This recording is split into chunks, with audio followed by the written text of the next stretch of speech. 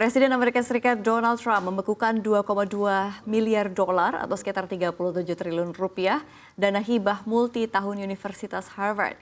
Gara-gara kampus itu menolak mengikuti kebijakan pemerintah. Kabarnya selain Harvard, Trump juga menarik dana federal dari Universitas Columbia. Kebijakan yang dimaksud adalah kebijakan antisemitisme. Antisemitisme sendiri merupakan sikap permusuhan, prasangka, atau kebencian terhadap kaum Yahudi dalam membentuk kefanatikan dan rasisme. Jadi Trump membentuk Satgas Gabungan untuk memerangi antisemitisme dan mengakhiri praktik keberagaman.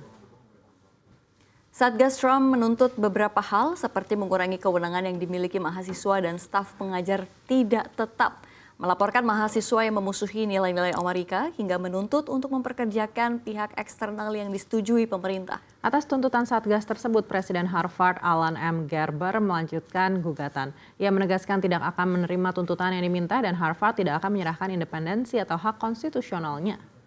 Memang setelah menjabat yang kedua kalinya, Trump berupaya menumpas antisemitisme di institusi pendidikan. Katanya ia ingin memastikan pajak yang dibayar masyarakat tak digunakan untuk mendukung rasisme yang berbahaya atau kekerasan rasial.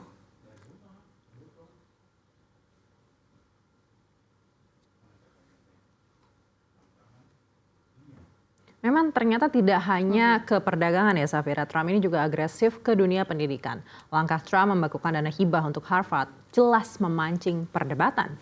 Ya betul sekali, ini jelas bukan lagi soal kebijakan pendidikan ya. Nah ini kalau kita lihat, tapi ini soal bagaimana tekanan politik bisa masuk ke ruang akademik. Iya betul sekali, memang melawan rasisme tujuannya mulia, tapi caranya jangan dengan memaksa institusi mengikuti narasi politik tertentu. Ini justru jadinya berlawanan. Betul, justru ini bisa mengarah ke pembungkaman dari kebebasan berpikir yang seharusnya dijaga di kampus ya. Nah apalagi Amerika juga negara yang menjunjung kebebasan berpendapat sebenarnya. Iya, dan mari kita ingat ya, Harvard ini kan bukan cuma simbol pendidikan tinggi, tapi juga pusat kajian independen. Kalau dipaksa mengikuti satu agenda, ada bedanya tidak sih dengan alat propaganda? Iya, juga yang memuncul di pertanyaan sekarang adalah apakah ini murni begitu ya soal semitisme dan anti kejahatan rasial atau memang ada kepentingan politik lain yang lebih besar dari ini ya anak? Iya betul sekali Safira, karena kalau dari berita-berita terakhir Trump ini kan suka secara mendadak begitu ya, random begitu. Satu yang kepikiran juga nih bagaimana nasib mahasiswa juga program riset di Harvard yang sangat bergantung pada dana hibah tersebut. Apakah ini artinya kita akan semakin jarang mendengar ada kemajuan-kemajuan teknologi yang harusnya bisa kita nikmati? Ya benar, memang harusnya tidak ada tekanan finansial ya, seperti yang kita perlu memantau isu ini lebih lanjut, jangan sampai dunia pendidikan dibuat gonjang-ganjing juga nih sama Trump. Iya, dan tampaknya memang sudah gonjang-ganjing saat ini ya Safira. Nah Safira, untuk berita kedua ini juga masih terkait dengan Trump. Presiden Amerika Serikat Donald Trump ini berencana untuk memberlakukan tarif baru pada produk farmasi impor, termasuk obat-obatan dan bahan baku farmasi. Kebijakan ini bertujuan mendorong perusahaan farmasi memindahkan produksi ke dalam negeri. Ya, namun para ahli memperingatkan bahwa langkah ini dapat memperparah krisis obat yang sudah terjadi karena banyak bahan baku obat masih bergantung pada impor. Kenaikan tarif dikhawatirkan akan meningkatkan biaya produksi dan mengganggu pasokan obat di pasar domestik. Kebijakan ini menimbulkan kekhawatiran di kalangan industri farmasi dan masyarakat luas, mengingat potensi dampaknya terhadap ketersediaan dan harga obat.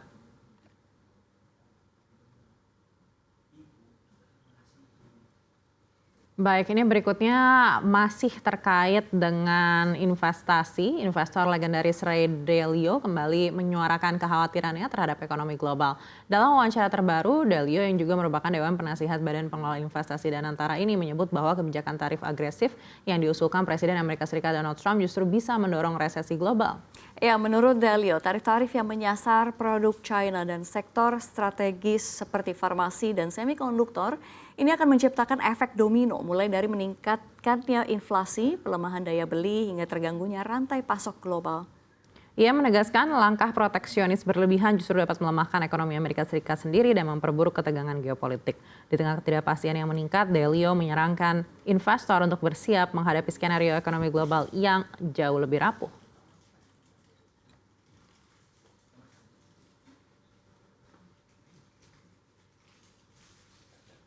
Ya, lagi-lagi Trump ya, dan ini Trump beneran makin agresif. Sekarang produk farmasi juga mau dikenakan tarif. Iya, sayang sekali ini bukan hanya obat, tapi sampai bahan bakunya Ya. juga. Padahal banyak industri farmasi di Amerika Serikat ini sangat bergantung sekali dengan bahan baku impor. Iya, dan yang makin bikin menyeramkan ini ya, ini bisa dibilang makin parah di tengah krisis obat yang sebenarnya udah kejadian kan? Iya betul sekali, Saf. Biaya produksi bisa naik, pasokan terganggu, dan ujung-ujungnya harga obat akan semakin mahal untuk rakyat Amerika Serikat sendiri. Dan efeknya ini pasti langsung menyentuh ke publik, terutama middle class ya. Terus ada lagi nih nah, yang tadi aku baca begitu ya, Ray Dalio ini angkat bicara juga soal tarif Trump ini. Iya, ini dia langsung warning katanya kalau tarif ini terus digencarkan apalagi sampai ke dunia farmasi, Ya. ini bisa muncul efek domino dari inflasi, rantai pasok yang chaos sampai risiko resesi global. Gila ya, jadi ini maksudnya niatnya sih buat proteksi ekonomi dalam negeri, tapi kok sebenarnya efeknya jadi kayak nembak kaki sendiri kan ya Iya betul sebenarnya. sekali, dan Delia ini juga bilang dunia harus siap-siap masuk ke fase ekonomi yang lebih rapuh. Jadi bukan hanya perang tarif biasa, ini bisa membuat tekanan sistemik ke banyak negara. Ya, jadi intinya dunia makin deg-degan, Trump makin ngegas, tapi kira-kira siapa yang ngerem ya, Mbak? Nah, tapi sebagai pengusaha, Trump ini pastinya memiliki nalar juga ya. Jadi kita harapkan dia nantinya bisa berpikir jangan sampai kebijakan-kebijakannya ini justru menjadi bumerang untuk ekonomi Amerika Serikat sendiri. Karena kalau ekonomi Amerika tertekan, wah dunia usahanya ini kan juga menjadi susah, termasuk usaha Trump sendiri. Betul sekali. Iya, dari kabar soal perang dagang, Safira, kita bergeser ke kabar dari dunia olahraga. Ada satu kabar yang menarik untuk kita simak, Korea Utara dan Korea Selatan berpeluang bertemu di final Piala Asia U17 2025. Iya, kedua tim sudah dipastikan lolos ke semifinal dan akan berhadapan dengan pemenang babak perempat final yang lain. Korea Utara akan bertemu Uzbekistan di semifinal, sementara Korea Selatan akan melawan tuan rumah Arab Saudi. Jika kemenangan bisa diraih Korsel dan Korut di babak 4 besar, maka kedua tim akan bertemu di partai puncak. Dan pertemuan ini tentu menjanjikan duel panas antara pemain kedua tim di lapangan. Ini dikarenakan hubungan kedua negara yang juga tidak baik dan rivalitas sengit pun dipastikan akan tersaji jika Korsel dan Korut melangkah ke partai final Piala Asia U17 2025. Ya, sebelumnya pada pertandingan tadi malam, Korut sukses mengalahkan timnas Indonesia dengan skor meyakinkan 6-0. Dalam pertandingan ini, Korea Utara tampil luar biasa. Korea Utara menunjukkan determinasi tinggi, penguasaan bola yang kuat, serta taktik, teknik fisik, dan juga mentalitas tinggi.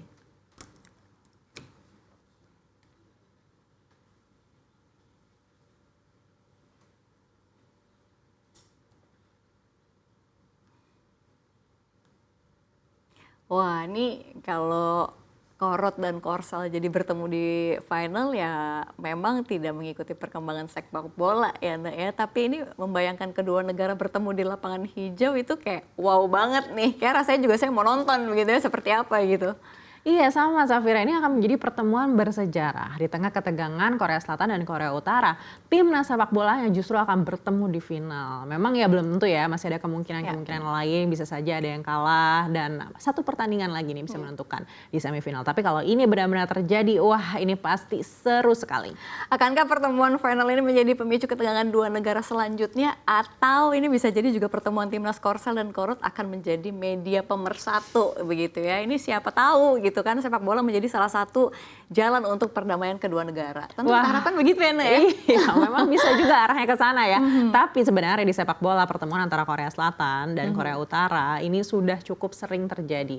Di level senior, kedua negara sudah bersua 17 kali di berbagai kompetisi. Hasilnya Korea Selatan mendominasi dengan 7 kemenangan. Korea Utara hanya pernah menang sekali saja. 9 laga lainnya berakhir dengan hasil imbang. Jadi seru sekali ya kalau ternyata peluang untuk imbangnya ini lebih besar daripada kemenangan dari salah satu pihak. Benar, jadi ternyata Korut dan Korsel ini sudah sering bertemu sebenarnya, tapi di lapangan sepak bola gitu. Tapi selama ini nggak ada keributan kan sebenarnya. Iya, tidak sama dengan di dalam negeri ya, di mana banyak sekali keributan antara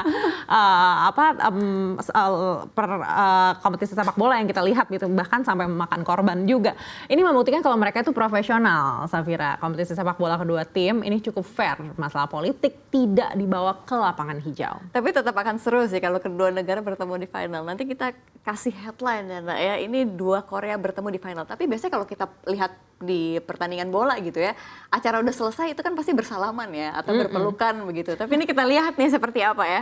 Iya, kita nantikan saja hasilnya seperti apa di semifinal. Semoga memang bisa kita saksikan bersama nih nanti kedua Korea ini ada di partai puncak.